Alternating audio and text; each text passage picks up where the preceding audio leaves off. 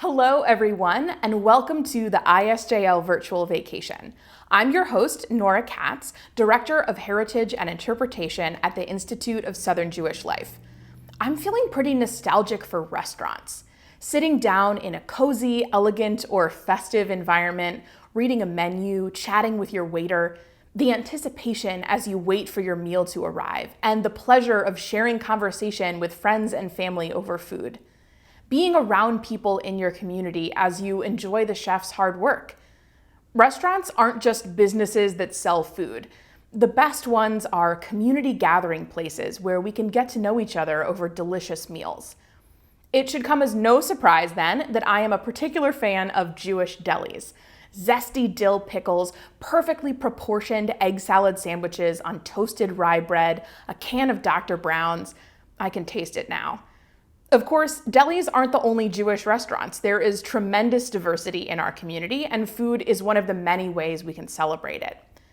With all of that in mind, I am so excited to welcome you to episode 16 of the ISJL Virtual Vacation. Grab something to nosh on and pull up a chair. We're talking about Southern Jewish restaurants.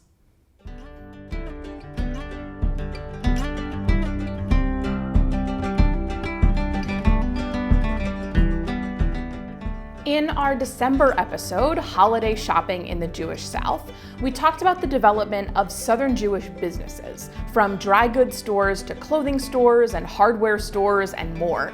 Jewish names on storefronts in small towns and large cities are ubiquitous to this day in the South. In general, the same can be said for restaurants. Jews across our region took their skills as cooks and entrepreneurs, opening businesses that sold dishes of all kinds, from deli staples to traditional American fare, from strictly kosher dishes to seafood and more.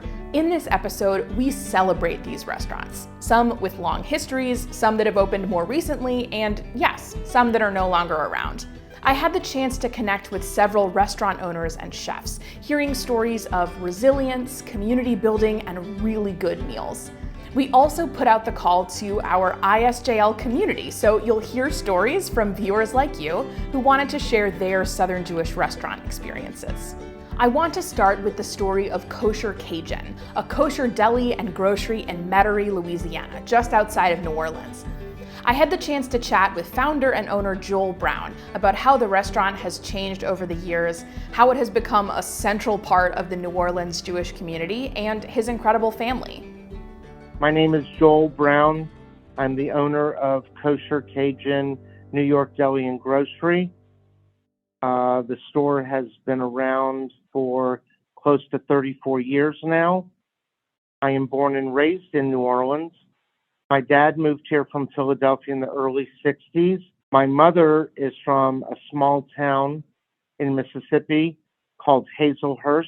My grandparents and my mother and her sister were the only Jewish family in a small town of 5,000 people. And my grandparents had a clothing store called Sherman and Company. My parents always kept a kosher home. Very important also for me and my sister to go to the Jewish day school.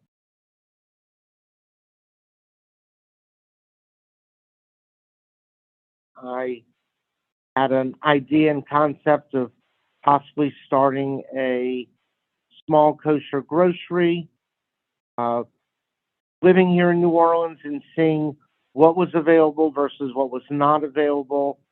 There seemed to be a void that could possibly be filled. But the store started just as a small grocery, a few hours a day. I did go to the first kosher food show in Miami in 1987 and started making some contacts. A friend of mine owned a building and a spot where we are today in the Metairie area, Jewish area. And at 19, I went and turned the electricity on. Then I got cold feet, waited another 30 days, and said, okay, let's jump into this 2 feet forward, and started bringing in some products from New York, made some good contacts, and started bringing in new upscale items. So that went for a few years, and the store did expand its hours. I quit my job working at the hospital and started the grocery pretty much full time. Then people would say and ask, and I would think, what would it take to start serving food? I don't think New Orleans had really ever had any kosher food establishment. So the thought process started, what did we need? A deli case, a deli slicer, some microwaves, and just, again, minimal things to get started. We jumped in and did that. And I would just say over the years, as unique as we were, we had many people coming. I knew from day one, born and raised here, knowing the size of the community, the Jewish community is quite small and mostly a non-religious community that might not eat strictly kosher. I call it breakfast, lunch, and dinner, 24 hours a day. People would possibly buy ethnic items, blintzes, rye bread, rugula, things like that, but would not necessarily buy kosher meat or chicken. Maybe a kosher chicken to make their chicken soup. We knew that we had to attract a non-Jewish crowd to make the business successful if we wanted to make the next step and grow bigger.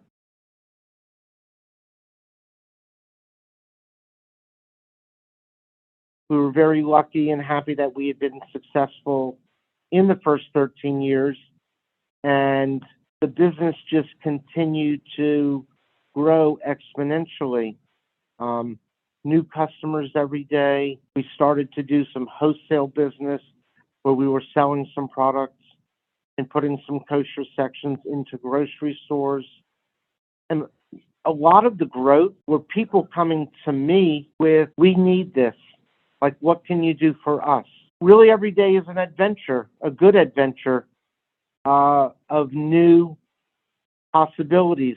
But we also service a lot of people on the Gulf Coast. The I-10 Expressway goes from New Orleans to Gulfport in Biloxi, Mississippi, to Mobile, Alabama, Pensacola, and Destin.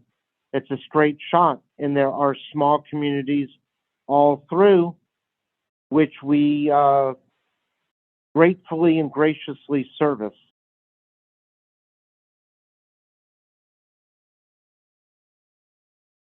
Our house was flooded with a few inches of water. The business was flooded with a few inches of water. And our main thing also was we had no power for 10 days. So, of course, that's a total loss. All the fruit products, hundreds of thousands of dollars. So that was a time that the whole state and community had to really think hard. What are we going to do? I think the numbers were 35% loss of the whole state of Louisiana, and that translated over to a 35% loss of the Jewish community also. My wife and kids lived in Memphis for a year. I was here hard on the ground, cleaning up the store, getting a crew very quickly. Of course, as we also at the beginning days in Memphis, looking at the TV, do we have a house left? Do we have a business left? Do we have a community left? It was a heartfelt phone call that I got from a very good customer, close friend, that said, Joel, we can't move back to town with our kids and our families until you open up. We don't have kosher food available. The pressure was on, but it was a good feeling of the harder I work and the faster I can get open, I could be a jump start of the Jewish community coming back to New Orleans, revitalizing again. The community itself has been here for many, many years, far before me, and to continue on.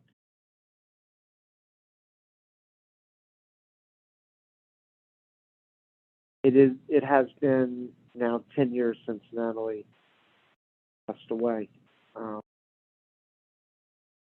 Been tough. Of course, think about her every day. Many pictures around the store of us as we were both young at 20, 21, pictures behind the register. They're great memories, and just starting a business at a young age and investing. Anytime you own a business, no matter what it is, of course, it's more of a full-time job than a regular. And some people don't get as much family time. But I was really lucky that Natalie and I got to work together at the store every day.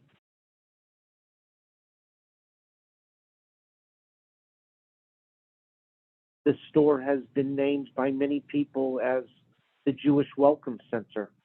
Many people either visiting or that had moved away and come, see their family. Let's all meet at Kosher Cajun. People visiting for the first time, of course, looking for kosher food. They come, and I try and be the Jewish welcome center person, telling them all about the Jewish community. I love to talk about all the different temples and shuls, the JCCs that we have. And so it's really, I really see, being born and raised here, the continuation, myself and many other families, the long thread from the many, many older days of the New Orleans Jewish community.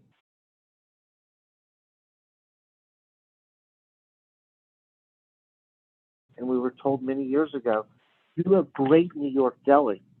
That's good, but we get that in New York. We want to taste some of your foods. So we thought really hard, what can we do? And then I remember back, I'm not a cook myself, I'll say that. I hire very good people. And we are up to 15 employees, which is a good number, and we need more, thank God. We're very busy, but we've taken the New Orleans dishes using kosher ingredients. We have kosher fried shrimp made from Alaskan pollock fish, formed just like shrimp. We butterfly it, bread it in a cornmeal and flour breading, fry it, put it on a toasted sub roll with cocktail sauce, lettuce and tomato, and we have a kosher shrimp po' boy. We have chicken sausage okra gumbo. We have chicken sausage jambalaya. We make red beans and rice. So we are making the New Orleans dishes. We make kosher king cakes at Mardi Gras time.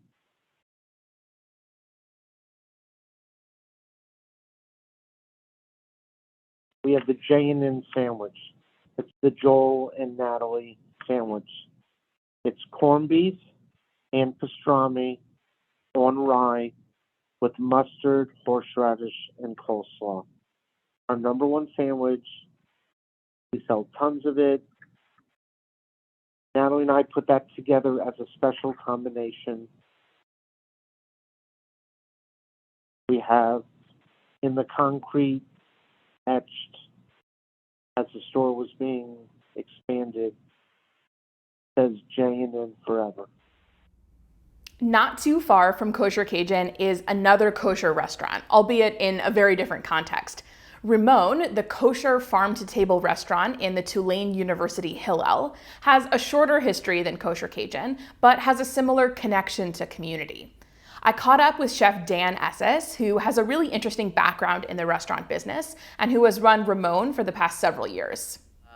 My name is Daniel Esses, and I am the chef owner of Rimon in the Hillel House at Tulane University. I took over Rimon about 5 years ago, and we do breakfast, lunch, and dinner here. Most of our clientele are the students. We have kosher meal plan. We have anywhere between 4 or 24 or 40 people on the meal plan at any given time. I think last semester we had 14. The most we've ever had was 42. So it just kind of goes up and down. And the cool thing about it is not everybody on the kosher meal plan is actually kosher or even Jewish, but they just love the food. It's fresh. It's close to where they live off campus. And so they just decide to be on the meal plan. And I think most people know that campus food is not always that great. So what we do here is fresh, local, seasonal food, kosher, and we do different styles of cuisines. We don't just do kosher deli. We don't just do Mediterranean as well, but we do have hummus, falafel, shawarma, but we also do empanadas. But we do a lot of vegetarian, so we do veggie chorizo dish. We do some pasta dishes from time to time. Our most popular dish is actually a very simple rigatoni dish with crispy Brussels sprouts, garlic, extra virgin olive oil, lemon juice, salt and pepper. So I get some vegetables from the local distributors. We have a company that comes to us that aggregates from all over the region.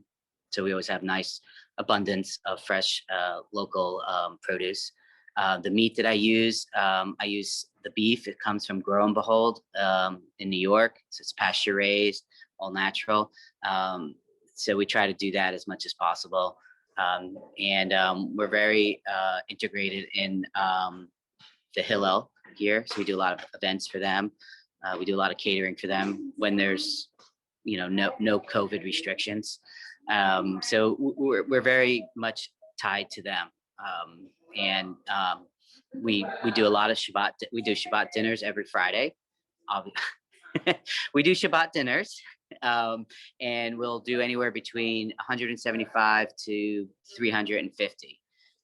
And the food ranges. Sometimes I do Indian cuisine. Sometimes I do Mexican, Cuban, Mediterranean, Asian. It just depends on how we feel and what we have around at the time.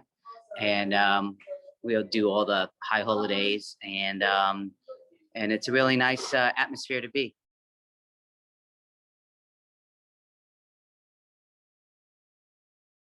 The founding of Rimon basically starts maybe 10, 11 years ago when the director of Tulane Hillel, Yonah Schiller, came on board, and he decided that food was an integral part of growing a successful Hillel. So they renovated the old building and built a gorgeous house, kind of designed it and outfitted it with furniture that kind of made the students feel at home, and built a kitchen.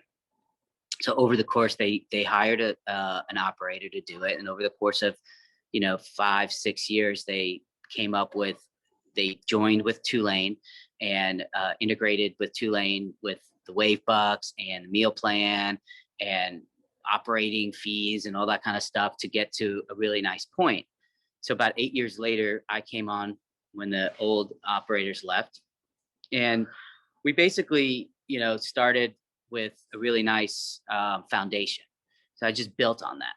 I interviewed a lot of the students before I started to see what they wanted, what they didn't want, and I kind of went with their wishes were. And that's basically how the Hillel works here. Is they work with the students, and the students pretty much design the classes. So I figured that would work with the food as well. With restrictions and restraints, obviously you can't, when you're doing a lot. But we started off, doing, a nice brisk business, and the food was really nice, and maybe a little bit more, I wouldn't say extravagant, but more detailed. And then every semester we would get busier and busier and busier. And so what didn't change was the quality of food, but what did change was like how we pick things up, what dishes we do, what we don't do. We still talk to the students all the time to see what they liked, what they don't like. We always have suggestion box ready for anyone to ask us questions. And, we've built, we basically were doing 125 a day to 600, 700. So that's really what's really changed. The quality of food has always been great, but the sheer number of customers has skyrocketed.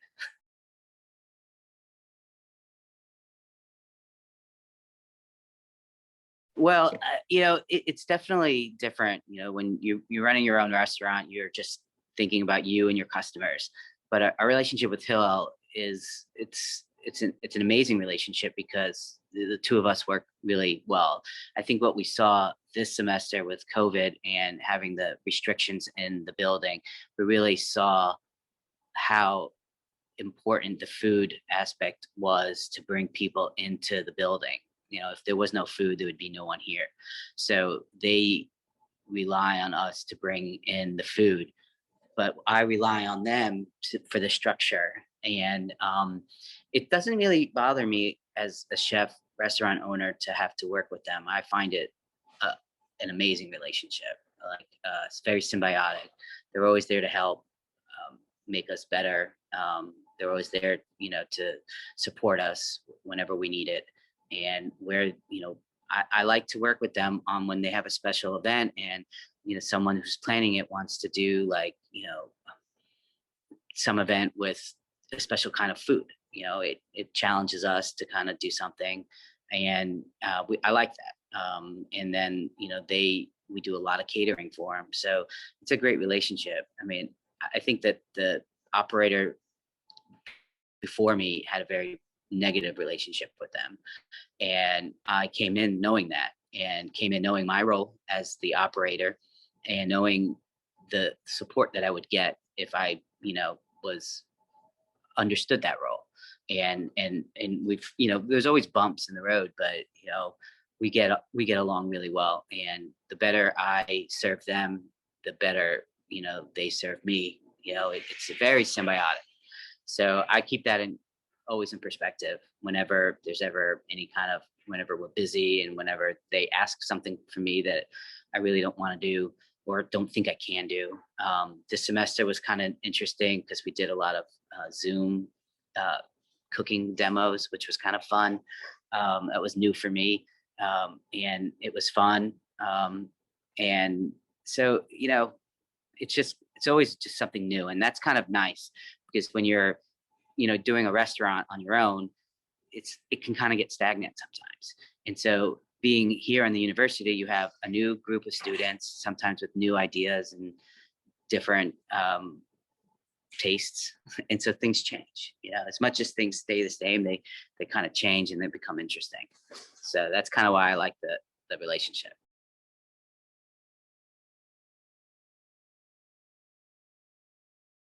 Well, my cooking story has a lot of twists and turns. I went to school for business. I didn't know what I wanted, but I knew it was something in business related. After I graduated with the finance degree, I knew that that's not where I wanted to go. So I kind of floundered for a year or two doing this, doing that, and I realized that I wanted to cook for a living.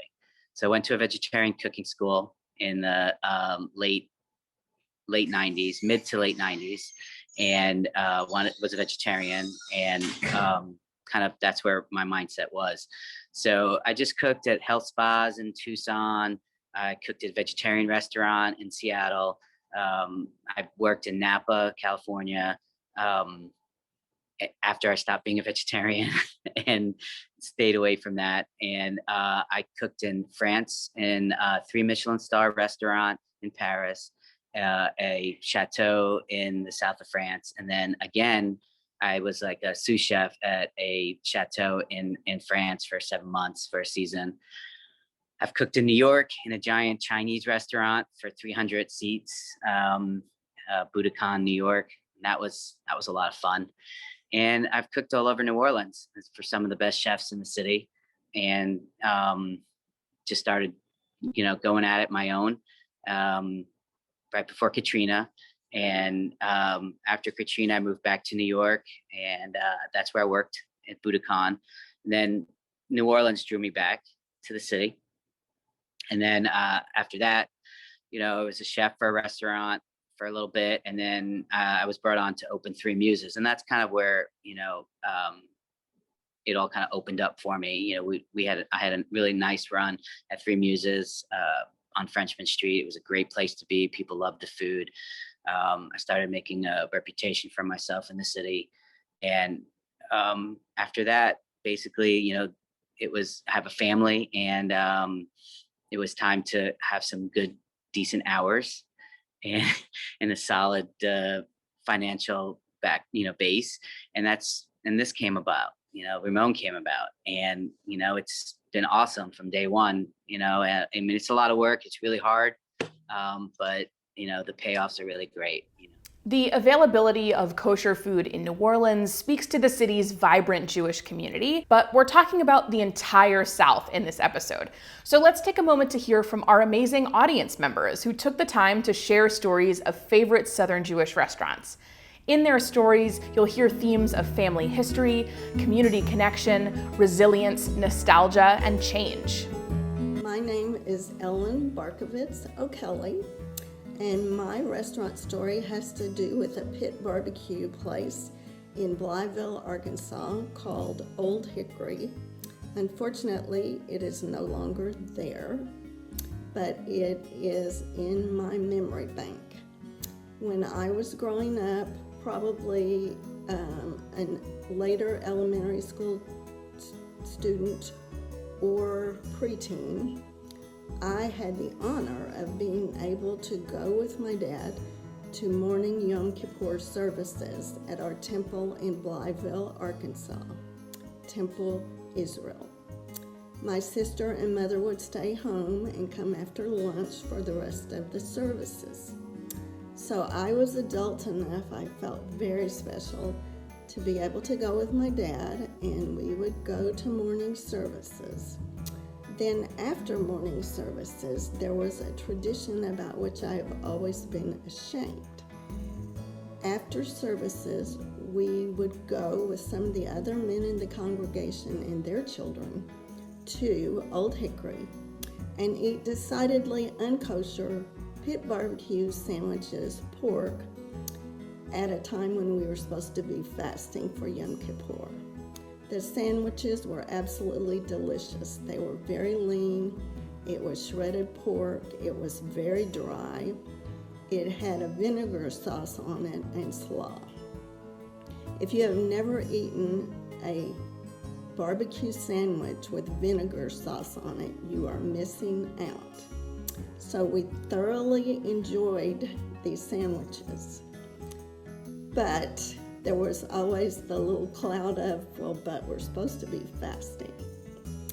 My nephew Josh pointed out that most of the men in the congregation had grown up in the area, and therefore they were very used to trying to assimilate with their outer community. A lot of their wives had grown up in the city and among larger Jewish populations where they were more apt to be comfortable with following all the Jewish traditions.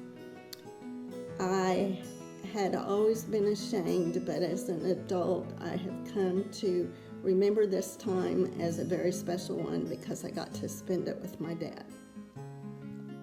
Maury Cohn of Overland Park, Kansas, shared this story with us.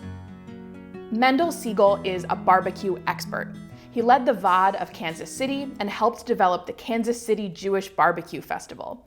He moved to the Miami area and now runs a terrific barbecue restaurant. We've eaten there several times when we made the pilgrimage to Surfside for barbecue. Mendel has participated in kosher barbecue contests across the country and won some trophies. Hi, my name is Alon Shaya, and I'm the owner of Saba Restaurant here in New Orleans. We're an Israeli restaurant. We serve all types of great Israeli-inspired cuisine, Jewish-inspired cuisine, and I opened this restaurant just over 3 years ago to celebrate my Israeli roots and my love of Jewish cooking and utilize all kinds of great Southern ingredients. So think shakshuka with beautiful Louisiana shrimp, think matzo ball soup with wild duck, think like beautiful Creole tomatoes with harissa and walnuts and feta cheese on top. And these are all things that I think we are uniquely positioned here in the South to celebrate who we are and use just the great resources that we're all so blessed to have. And I think it's important that I can be myself and I can express my Judaism and express my religion through the food that I cook and be influenced by all the wonderful natural resources that I'm surrounded with. And I think more people should do that. And so I hope to hear some great stories, and I hope to share my story more about what makes Saba such a great Southern Jewish restaurant. As a kid and a young teenager, I loved Leb's. That was in Atlanta. As soon as I was able to take the bus to downtown Atlanta by myself, I wanted to eat at Leb's. It was very Miami, with a great mosaic of dancing monkeys, and it tried to imitate a Paris bistro, but it served great Jewish deli food, including the best chopped liver sandwich and something called 7-layer cake that was so rich and so good I can still taste it. They also had a great hamburger for 60 cents. It was run by Charlie Leb, nee Lebedin, and his sister and his wife, Mrs. Leb, who was straight out of Central Casting. She had fiery red hair, Miami outfits, and a totally blasé, very, very un-Southern approach to life and to her customers. Anyway, it was always a place to go for a great, cheap, fun lunch. Leb's had an anniversary celebration in the early 60s, before desegregation of the restaurants by law in the public facilities legislation. Charlie Leb advertised free food and said it was open to all. Students from the Atlanta University complex came and tried to get in, and Leb prevented them from dining there. He blocked the door. That started a standoff between Leb and the protesters that took, I think, some weeks. And that resulted in his closing the restaurant one day when protesters were actually inside. Leb claimed they destroyed the place and someone actually urinated on the floor. So he claimed. Eventually, Charlie Leb had to desegregate. But for me, that was the end of Leb's. I was forbidden to set foot in the place by my parents. And I think out of both fear and disgust, there was no way I was going to go back. It was shameful, a shanda, for a Jew like Leb to take a very high-profile segregationist position. We had lots of Jew haters in Atlanta, like Lester Maddox, who later became governor of Georgia, who vowed to keep their restaurants white only. So Leb was no longer acceptable in the community. This didn't mean we were all becoming activists, but rather the infamous silence of so many Southern Jews about segregation extended to serious concern about all Jews who brought attention to being Jewish, whatever their stance. I must say I still miss the 7-layer cake. I'm sure you can read the facts about the Leb's situation from multiple online sources, but these are my very vivid memories. Thank you. This memory is from Kenneth Nussbaum of New Smyrna Beach, Florida.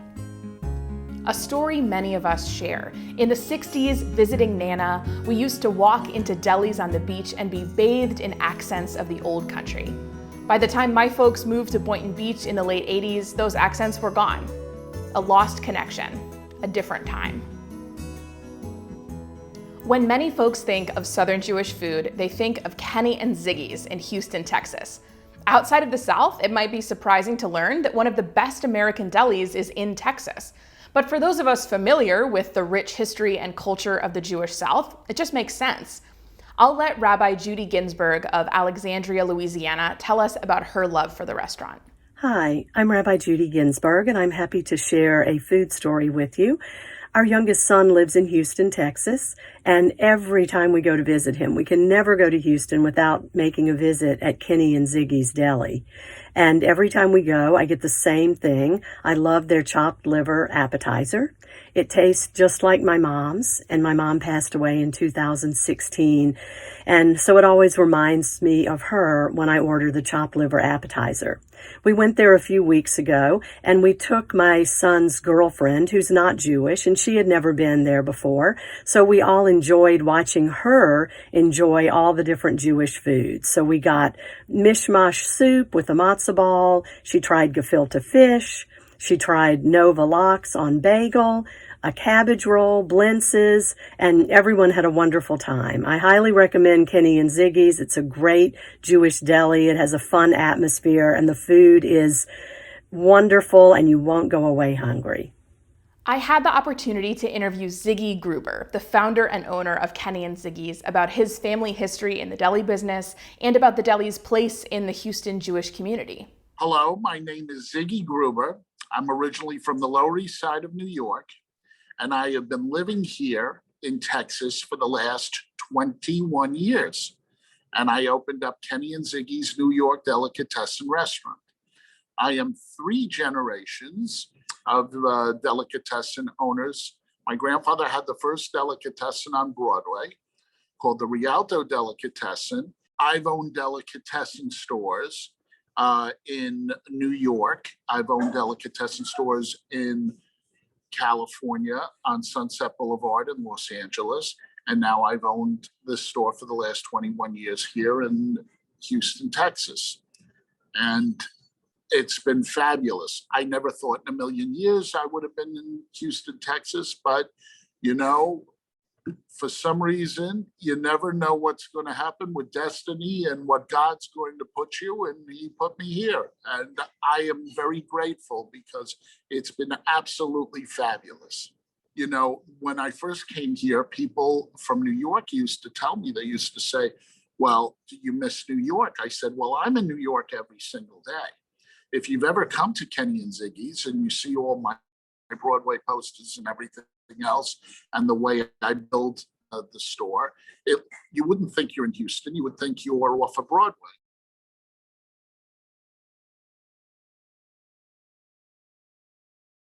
It's been wonderful. The one thing I will say is, though, I have lived personally in New York, Los Angeles, and when I was younger, I lived in England. And I have never found a better Jewish community than Houston. The people here are the salt of the earth. They are absolutely fabulous people, and they make a community like no other. You know, in New York and Los Angeles, it's every third person's Jewish, and it's like every man for himself. Here, we basically have our own shtetl over here, and it's definitely where everybody helps everybody. I didn't know anybody when I came down here, but everybody welcomed me with open arms. They were hoping for something better than they've had in the past, but they didn't realize until we started cooking and people started coming, the quality and the service and the atmosphere that they would get. And they were pleasantly surprised, and we have become an institution here in Houston.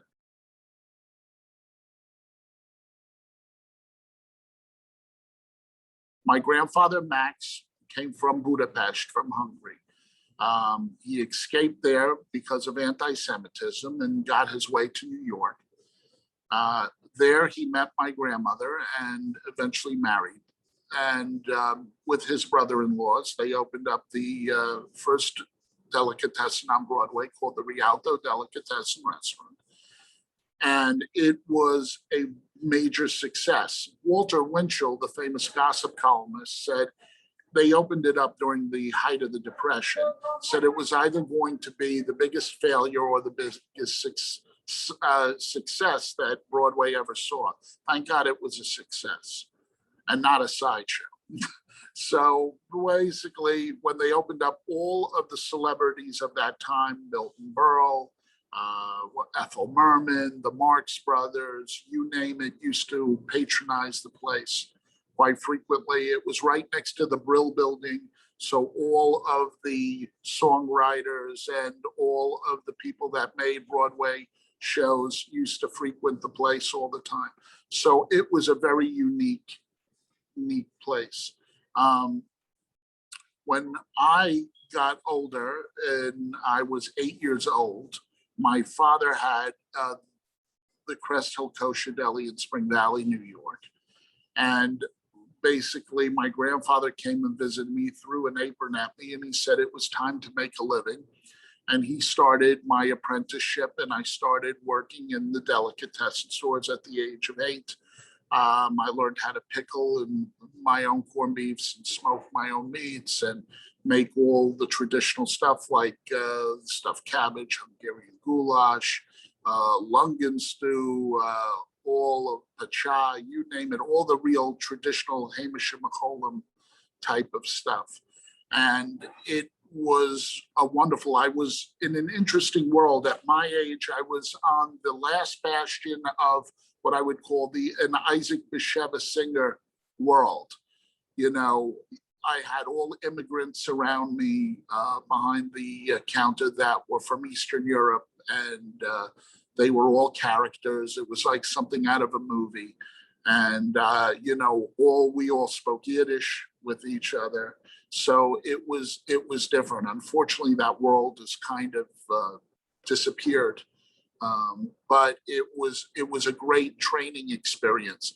And from there, my dad would send me to various other uncles and cousins' restaurants to learn from them. We had a cousin that had an appetizing store in New Jersey. I would work over there, and I learned how to slice Nova and sable and sturgeon and make all kinds of herring salads and everything else like that. So it was just a wonderful experience growing up as a kid. It was nice to grow up in a family business, you know, which you don't see too much anymore, where you had your uncle and your grandmother was at the register, and, you know, your grandfather would come in and help you as well. So it was a very loving experience that unfortunately I don't think we get too much today, but I wouldn't have changed it for the world.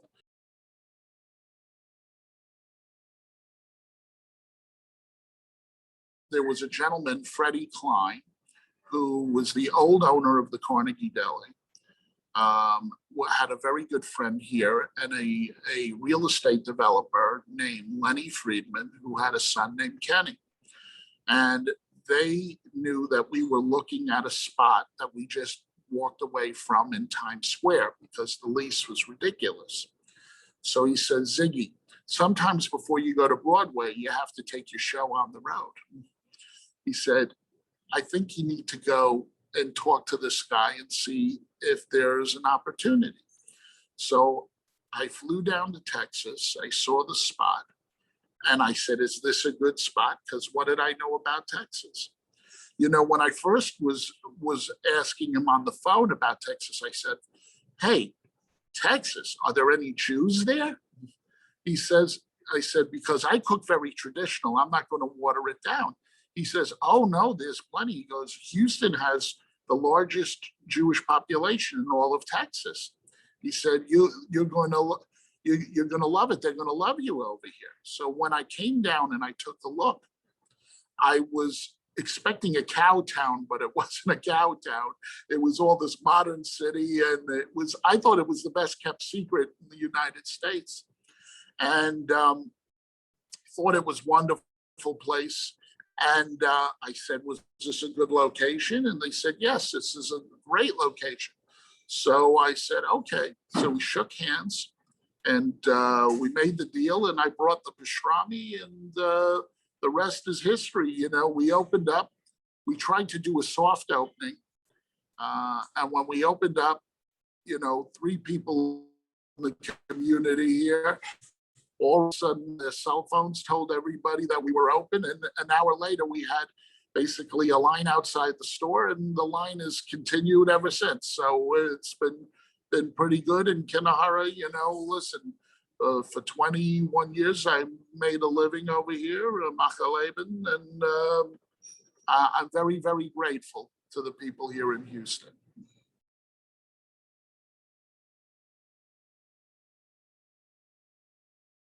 Our menu probably is the only menu left deli-wise around the country that has puns in menus.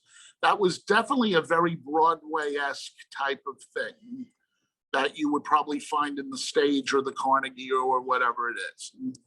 If you look at some of the delis that have opened up with the younger people, you don't see those puns or anything else like that. Maybe they'll have one thing, but no, I like it. Look, I like to laugh and I like shtick, so that we make everything all shticky. We come up with all the different menu names and stuff like that. And believe me, I every time I think of something, I write it down in my on my phone just to have it, so that if we ever need to add another sandwich or something like that, I have a name for it.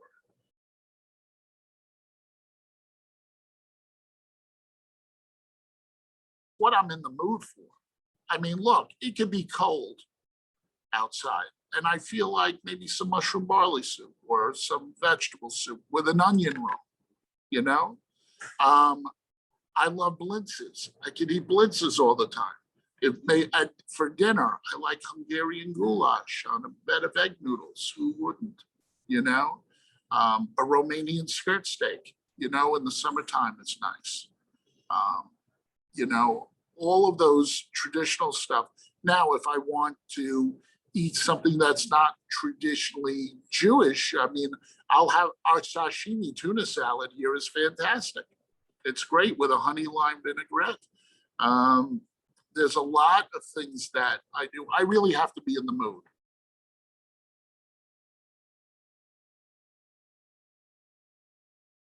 We're very vital for the Jewish community here in Houston.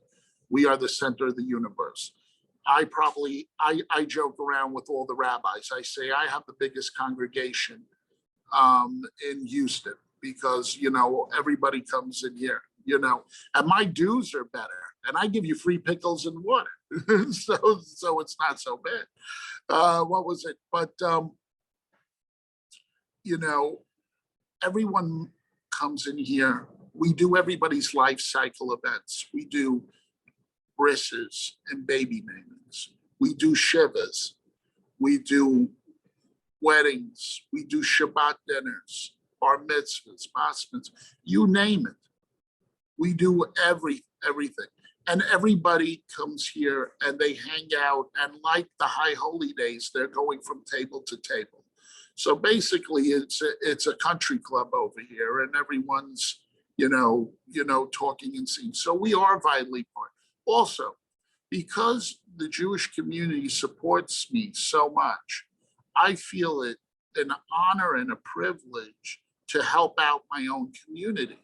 So Kenny and Ziggy's is very philanthropic with all of the organizations here, from everywhere from the Federation to the Holocaust Museum to Jewish Family Services to all the Hadassah groups to all of the the kids groups. The JCC is going through a big reorganization over here. So we are definitely vital for that. A lot of people don't know this. When Katrina happened here, and it was devastating to New Orleans, about, I would say, 6,000 Jews left New Orleans and came here. The first thing they all did was come to the deli. I said, listen, I have all these people. They want to know if their relatives got out or what the story is or anything else like that. So the Federation came down here. They set up a long table. They started taking everybody's name and number. And the community here, the Jewish community here, we work together. This is what I talked about. We're like a shtetl, but we all protect each other. What did we do? All of the people that own a lot of apartment complexes got everybody housing. We got all the kids all the kids that were from New Orleans, they went to all the Jewish schools, and the Federation did that. So as a community, we got everyone great. And what I did was, it was around the time where it was Yontif. I invited the whole New Orleans community, whoever didn't have a place to go, even though I'm closed on the Jewish holiday, I made a big spread and I cooked for all these people for the Jewish holidays, and they came to eat. So we are definitely, Kenny and Ziggy's is definitely a vital part of the community, because we want to be a part of the community. Because look, the reality is, if we don't take care of ourselves, who's going to take care of us? So it's very vitally important. So we are very proud. That's what I love about this store. This store is truly a throwback. This is what delicatessens were always like in New York. They were the center of the universe, where people did business, where people would talk and hang out and meet and everything else like that. Over the years, delicatessens kind of ceased in the bigger cities to be like that. This store is like that. This is like, we are the center of the universe for the community, and we're proud of it. We're also grateful for it too. For many of us, especially those of us who are connected to the Institute of Southern Jewish Life, the quintessential Southern Jewish restaurant is the Olde Tyme Deli, right here in Jackson, Mississippi. I'll let ISJL CFO Betsy Samuels introduce it for me. I've lived in Jackson, Mississippi since 1978, and we frequented the Olde Tyme Deli in Highland Village lots of times. We loved going there. After my children were born and were a little bit older, when we would go visit, the owners, Judy and Irv Feldman, were so gracious, and the highlight of my children's trip there was receiving a gingerbread man upon leaving the restaurant. The Olde Tyme Deli was run by Judy and Irv Feldman of blessed memory, the parents of Michelle Schipper, CEO of the Institute of Southern Jewish Life. It was a hub for the Jewish community in Mississippi and a beloved gathering place for Jacksonians of all backgrounds. I talked to Michelle Schipper and her sister Amy Prince, two of the three Feldman siblings, about their memories of the Olde Tyme Deli and its place in Southern Jewish restaurant history. Hi, my name is Michelle Schipper, and I'm the middle child of the family, and my parents were Judy and Irv Feldman, owners of the Olde Tyme Deli. I'm Amy Prince. I'm the oldest daughter, and Irv and Judy Feldman were my parents. The Olde Tyme Deli was a very famous restaurant here in Jackson, Mississippi. It was founded in 1961 with my parents and grandparents, my mom's parents. And it started out as a very small place located in what grew around it, which is Highland Village Shopping Center. It was right off of Northside Drive exit off the 55 freeway. And it started off with just a handful of tables and, the deli counter. And then over time, and I don't know how much time, just grew and grew to be an incredibly well-known restaurant, certainly in Jackson, but throughout the South. It was a family place. And it was all about the family and the customer. And once you walked in, you were not just customer, you were family. It was a place where you could find some unusual things. A lot of people learned what matzo ball soup was and chopped liver was. And I remember the first batch of pumpernickel bagels that people thought were stale chocolate donuts. So there were some things that worked and some things that didn't. But it was an amazing place. And I think for a lot of people, this was their first taste of Jewish food and being with Jewish people. And it was a wonderful thing.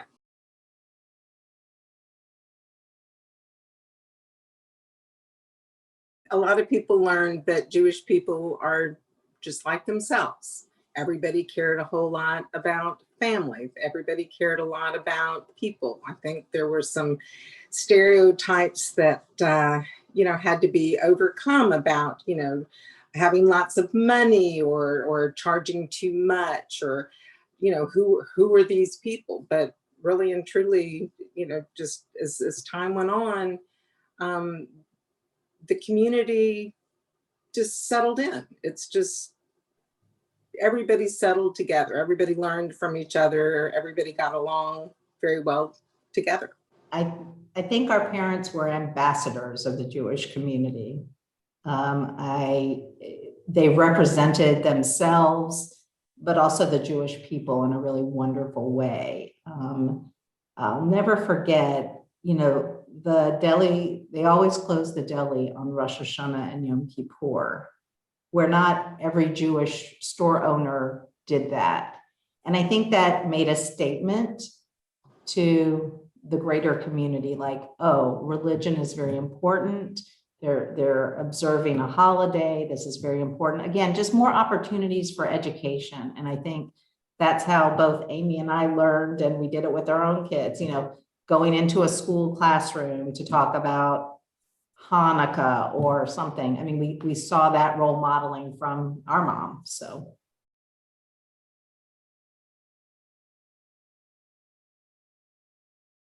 Amy already mentioned the deli was like family to the customers. All the people who worked there were like family. I would say most of the deli staff was African-American, and there was just this sense of community and respect for each other. One of the greatest things that I think our parents always took pride in, and I feel a sense of pride as well, was that they started a profit sharing plan, that most companies never did that. And so when the deli ended up closing, some of the long-term employees left with, $70,000 that they had made over the course of years in this profit sharing plan. And I just, everyone was treated equally. I think I'll never forget when I was old enough to be a waitress or a server at the time. My dad told me, you're not going to do that. You're going to be a bus girl, because I want the waitresses to be able to get the tips. You're not going to get the tips. And I thought that was just an important statement. Like, he understood that this was their livelihood, and I'm trying to make some money on the weekends or whatever, so just different, a lot of respect.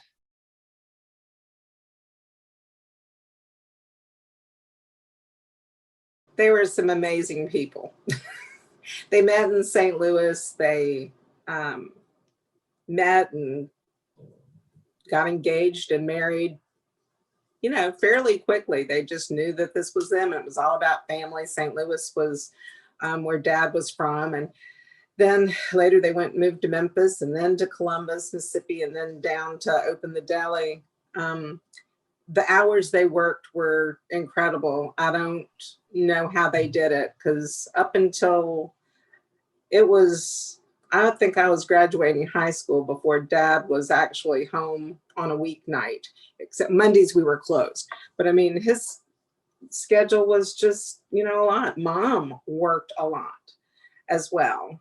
And they showed us a work ethic, like, I'm so grateful that they did, because you just do what you need to do, but it was a family business. So you worked harder. You grew this business, being there for the customers and the employees and everybody else. It was very important. Family birthdays and stuff were celebrated on Mondays, because that was when the deli was closed. Mom and Dad never went out on dates like people do. They didn't have the nights out, but they always cared very much for each other. Family was always the most important thing in their life. It was that and the deli. It was all kind of intertwined. We were all well loved. There was a lot of love in that house.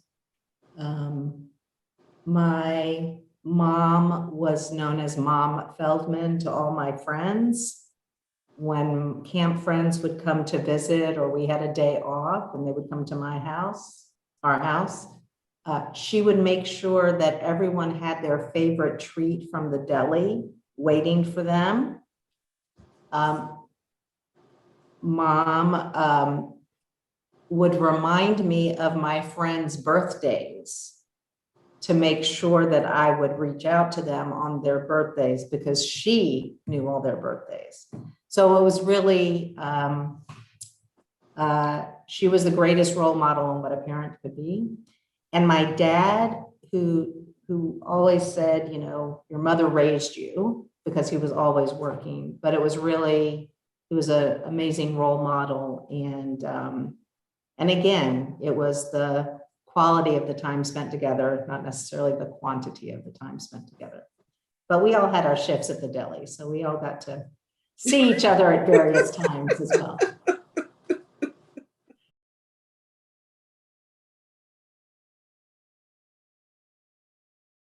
A few of them are always getting the Passover orders ready. Mom would type them up. They would all be on the typewriter, and they would all be sent out to all the congregations in Mississippi. Then the orders would come in from the congregations. We would fill the orders, and then Dad would take them down to the bus station, put them on the buses, and they would be shipped out to all the congregations in Mississippi. And some where there weren't even congregations, but just like, you know, one person or two people, they'd go all over. So that was a huge thing. We would go to the food shows in New York to buy all these wonderful gourmet foods. This was not quite at the beginning, this was later on. And we would have all these wonderful foods on the shelves, all these fancy cheeses, all these wonderful imported goods. And it was just amazing because grocery stores didn't carry them at that time. All the strays, as I would call them, it would be time for the Jewish holidays. Somebody would come in town. There would always be somebody at the last minute to be invited home for, you know, a Rosh Hashanah or Yom Kippur meal.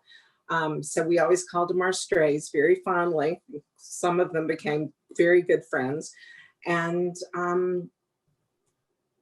gosh, just, you know, all the regular customers that came in just every day. There was the group from St. Richard's who would have breakfast. There were the people who would come in the afternoons just for coffee. There was just, you'd look around and you would just see, you know, the same folks day after day. You'd watch these families grow and bring in their kids, and it's just an amazing place. There was a time that I thought I might be interested in working in the deli full time. So I'm early 20s, let's say. And a homeless gentleman came into the restaurant and said, can I have something to eat? And I remember Dad telling the short order cooks, make a sandwich, make a full sandwich. And he gave it to him on a to-go thing. And I asked him about it later, and he said, look, when somebody like that comes in and you're hungry, you got to feed them. So if maybe there was an order that wasn't quite right or something that had been sent back, he might give that to them or something. But he's like, it's not like we're getting flooded with people who are coming in, and this man was hungry. And I thought, wow, that says a lot. So that's one memory. Another memory is just how much all the folks who came to Jacob's Camp from all over the South, from Memphis to New Orleans, and, you know, always had to stop through Jackson. So I was always the first kid dropped off at camp at like 8 a.m. on a Sunday morning. I mean, we left the house at 7. I would be the first one. I mean, the first one. Like the counselors weren't even really ready yet. And in comes Judy Feldman, who always helped me unpack, even though the counselors were told, don't let the parents unpack the kids. She would always unpack with me. And then she had to run back to the deli because it was going to be one of the busiest days because of all the camp parents dropping their kids off and stopping at the deli. So That's also a memory that I have of just the deli.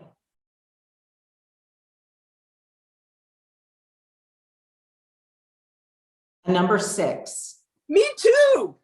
It was called a hero sandwich. You ready? And we made a gazillion of them. Kaiser roll, some yellow mustard, corned beef, a slice of Swiss cheese, and a little sauerkraut. Do I have it, Amy? You do. A dill pickle and a scoop of the best potato salad that I can't replicate. Hands down. With a Werner's ginger ale. Oh my gosh. Yeah. And there were a lot of cookies and things that were my favorite. So either a chocolate chewy or a gingerbread man, yes, or a piece of apple strudel. So there you go. Well, I like the Napoleon and I love the chocolate hermits too. Do you remember those? I do. Oh, those were so good. Yeah. But that was like an assembly line. Oh yeah. Like you just had to make a ton of those sandwiches because they were just every day. That was a big seller.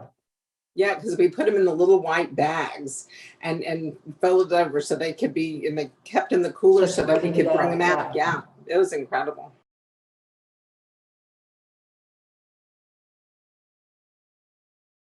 I want them to remember our parents and just remember the kind of people that they were. Always welcoming, always.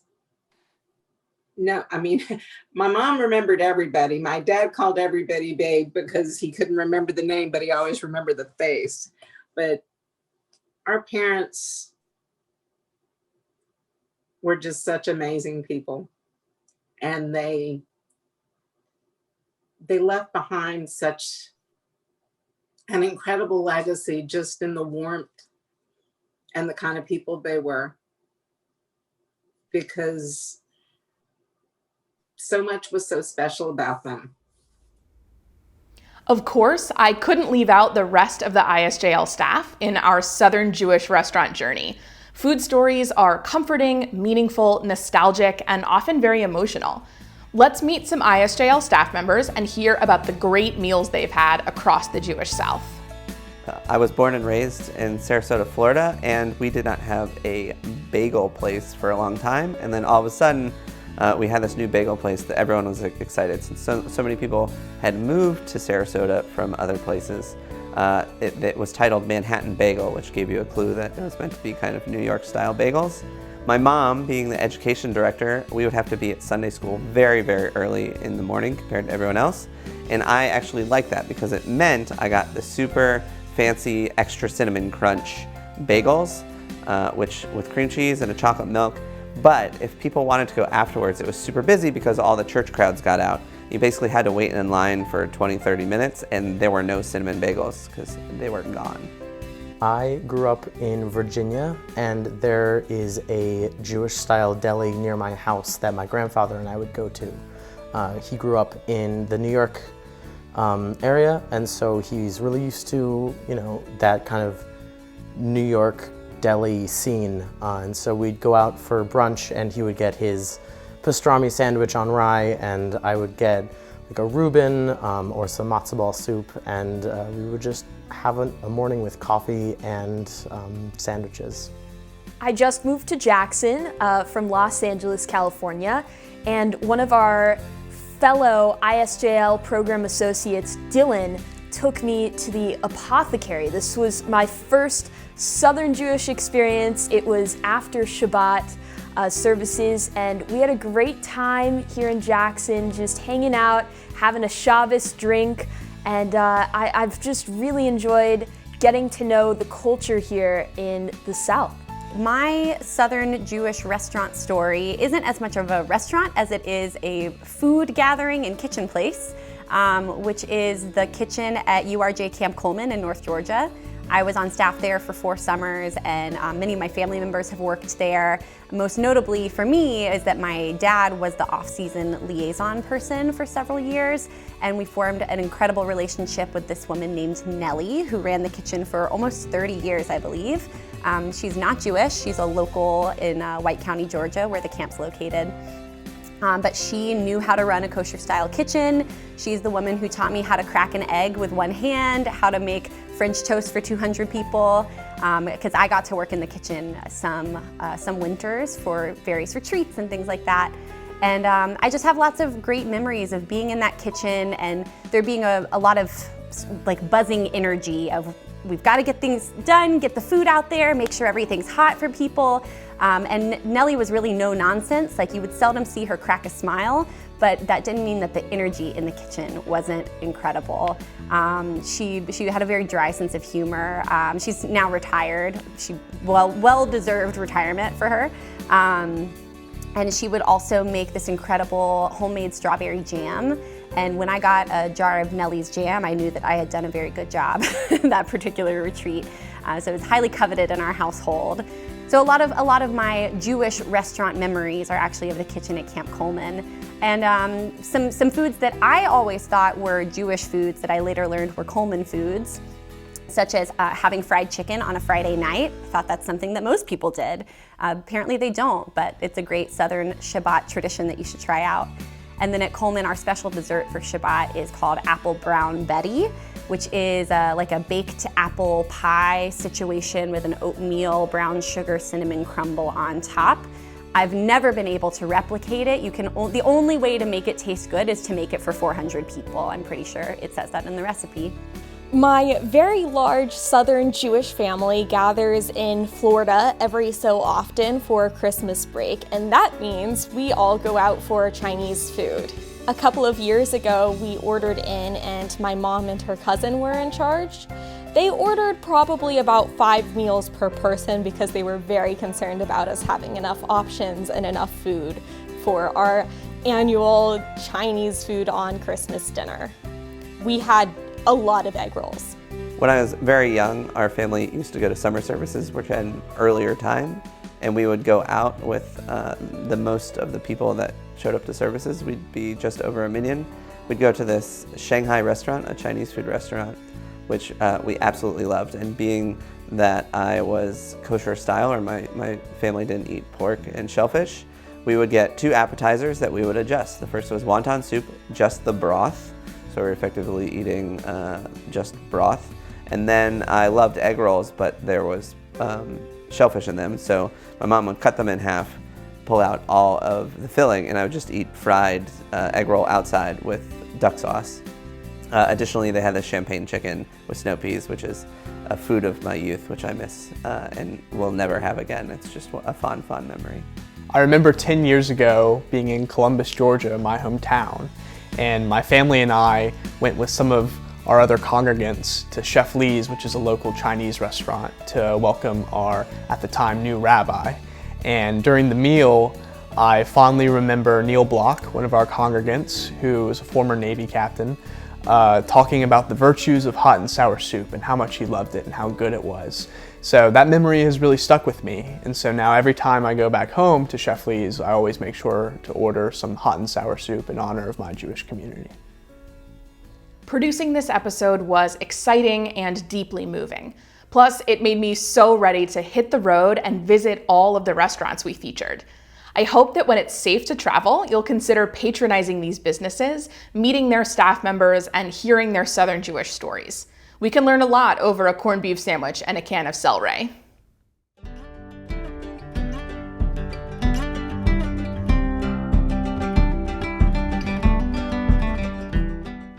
The ISJL Virtual Vacation will be taking a brief hiatus this summer, a vacation within a vacation, if you will, so that we have time to prepare for all of our exciting upcoming episodes. There is so much in store that we can't wait to share with you. In the meantime, please visit our website to catch up on past episodes and check out the rich resources we've shared in our emails. I'll also mention that the ISJL Virtual Vacation is a completely free program that takes a significant amount of time, energy, and resources to produce. If you've enjoyed the past 16 episodes of the series and you'd like to see more, consider making a donation to the Institute of Southern Jewish Life so that we can continue to tell engaging, complicated stories about the Jewish South. Thank you so much for your support, and we'll see you for more episodes of the ISJL Virtual Vacation this fall.